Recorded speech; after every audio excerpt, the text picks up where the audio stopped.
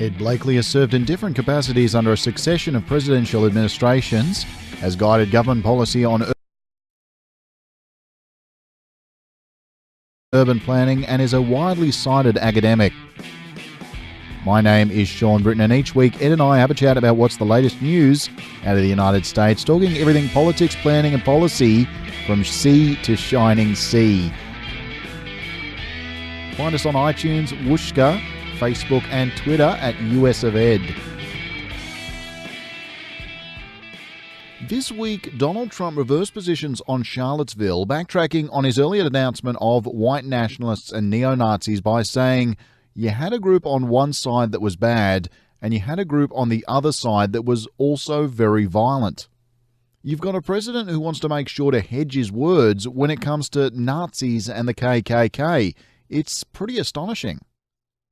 What he's saying, basically, is people who are promoting integration, promoting race relations, promoting the things all about America, because they're a bit noisy, and he says some of them were carrying weapons. I think some of them had flags. If that's a weapon, I guess they had weapons, are villains. And by doing so, he's emboldened the people who are Nazis and others because they think sotto voce, he's on our side. And then, to make matters worse, when he was in New York, he basically says, I am on their side, and the other side are bad folk, and I'm willing to protect the side of people who are bigots, etc. I'll say some bad words, but that's not where I am. Where I am is I'm on their side. And you can tell that now because these white racists are coming north to Boston, even into San Francisco, Minneapolis, etc., all over Ohio. They're coming from the South, and some locals who harbor these feelings, feeling they've got their man in the White House. This division we're seeing in America right now, obviously we get you on the podcast to get your perspective as an academic, but just from your perspective as a black man from the United States who has family still living back stateside, does this kind of activity shock you? Well, not only is it shocking, it's anti-progressive. The United States is just not the home of blacks. It's the home of Muslims. It's the home of all kinds of people, And these people need to feel that they're working toward an agenda of unity, the agenda that Abraham Lincoln talked about, the agenda that Thomas Jefferson talked about, an agenda where people not only treated equal, the outcomes are equal. And so when you can't believe that anymore, the fabric of the nation starts coming apart. How this is going to work out, I hope it will not work out in any physical struggles, but it'll certainly make a very interesting ballot box in the next 2 years. Now, the new Chief of Staff, John Kelly, was meant to bring some military discipline to the White House and was famously seen, while Trump was backtracking on his condemnation, staring at the ground, arms crossed. He looked like a man on his way to the gallows. Given that, Republicans have tried to get Trump to act presidential, they in fact succeeded about 40 hours late after the Charlottesville acts to get him to at least condemn them originally before he backtracked. Are the Republicans still kidding themselves that Trump can be controlled? I think that's over. I think these remarks, this situation, have isolated him from the Republican Party probably permanently. They may not impeach him, but they're not going to do what he says. They're searching for leadership elsewhere. And even McConnell came out and said, I will have to find my own path now, denouncing the President of the United States. That has never, ever happened. So we're in uncharted ground now where the president is so isolated that the chairman of the Joint Chiefs of Staff this morning was making the remarks the president should make about North Korea.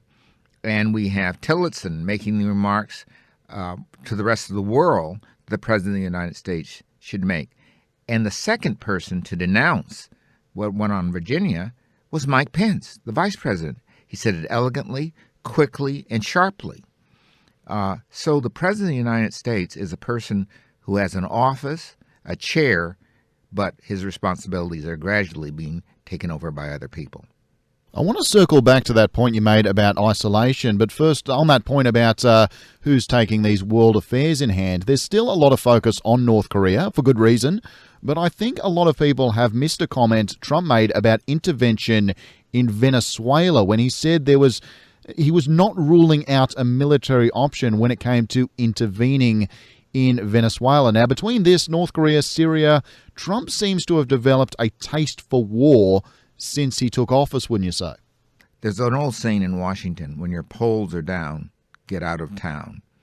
That is, look for other places, soft-bellied places, where you can rally the American people behind you.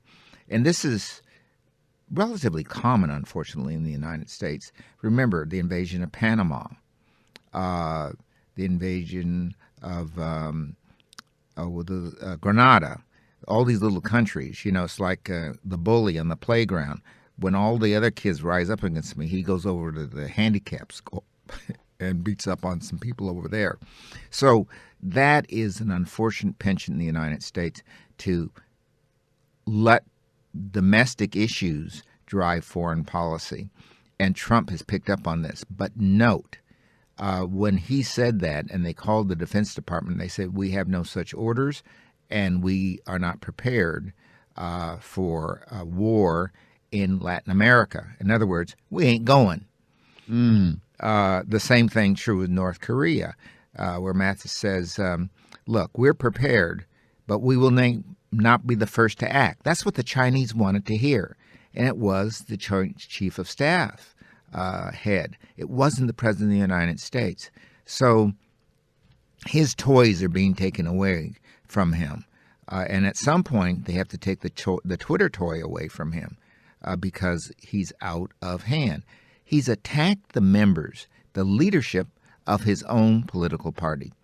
And this weekend, he's going to Arizona for a rally against the Republican senator there who's in a primary for another guy. Now, the other guy I don't think is much different than the man that's there. But here he's saying, I'm using my presidential capacity to kick out members of my party. Again, unheard of.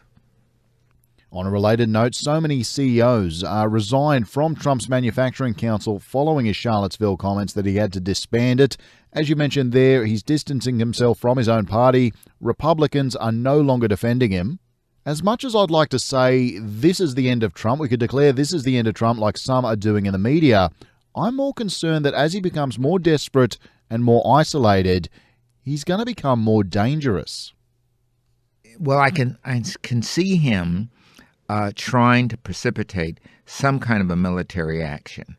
And that could be in a place like even Afghanistan, where he ups the troop numbers and calls a strike himself against the Taliban or something like that. The military would probably go along with that if it were part of one of their options. They need to let him do something, and they may well do that. On the domestic side, he's already dismantling parts of many of the agencies that protect American food and health and safety. That's going to come back to bite him. And it looks like it's coming back sooner than he thought. Healthcare is a good example of that. So he's a dangerous man. And there are rumors, and I must say very vocal rumors, that his inability to control himself may lead to the 25th Amendment, Article 4, that allows for the removal of the president if he's unable to perform his duties and the vice president takes over. It only takes 8 people in the heads of both houses to do that, and it can be done in an hour. Ed and I will be back next week to talk the latest on American news and politics. Subscribe on iTunes and Whooshka to stay up to date, and show us some love on Facebook and Twitter at US of Ed.